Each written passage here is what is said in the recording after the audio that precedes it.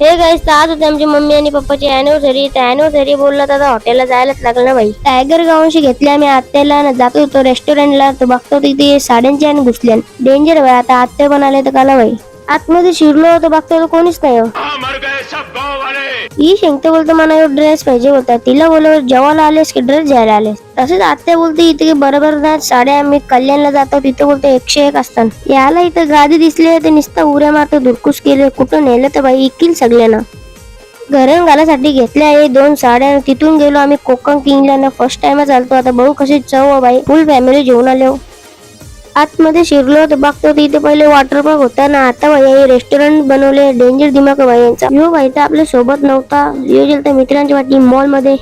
इथं बघतो तो भाई पाळणं पण होतं. मग आलो लगेच भाई बसायला. अजून 4-5 पाळणं होतं भाई. तसंच मी आलो धावत धावत. मला वाटलं स्टार्टर मागवले. पप्पा लगेच बोलला स्टार्टर नाही. मला दारूसाठी बोलते मी चाकणा मागवले. तसंच भाई स्टार्टर झाला व्हेज मशरूम कबाब. त्याच्यानंतर आला गोबी पकोडा. लगेच अजून एक स्टार्टर आला, त्याचं नावच ना माहित. त्याच्यानंतर आला मंचुरियन क्रिस्पी आणि पनीर क्रिस्पी. त्याच्यानंतर आला नान आणि पनीरची भाजी विथ मंचुरियन ग्रेव्ही. त्याच्यानंतर मागवला भाई राईस. जेवण झाल्यावर लगेच मागवला आम्ही मोजिटो. मग लगेच घेतला केक कापाला.